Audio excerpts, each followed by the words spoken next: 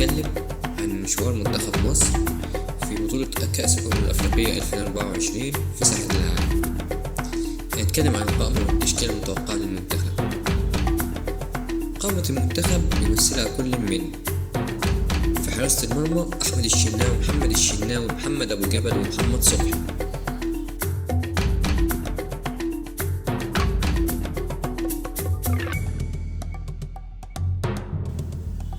دفاع مصر أحمد حجازي، علي جبر، محمد عبد المنعم، أسامة جلال، أحمد سامي، محمد هاني، عمر كمال عبد الواحد، أحمد فتوح، ومحمد حمدي. وسط مصر حمدي فتحي، إمام عاشور، محمد النني، مروان عطية، أحمد سيد زيزو، أحمد نبيل كوكا، محمود حمادة.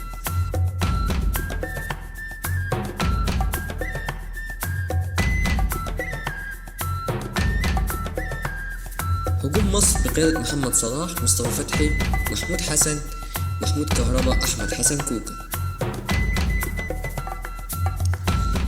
منتخب مصر لعب مع فيتوريا 9 مباريات ما بين ودية ورسمية. فيتوريا ما استقرش فيهم على أي تشكيل ثابت يديك فكرة عن طريقة لعبه، بس التشكيل اللي احنا نتوقعه هيكون بناء على المباريات الرسمية ومباراة بلجيكا الودية.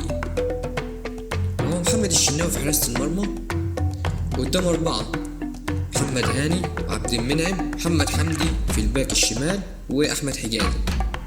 نص الملعب 3 هم محمود حمادة اعتمد عليه بشكل كبير، ومحمد النني، وأحمد سيد زيزو.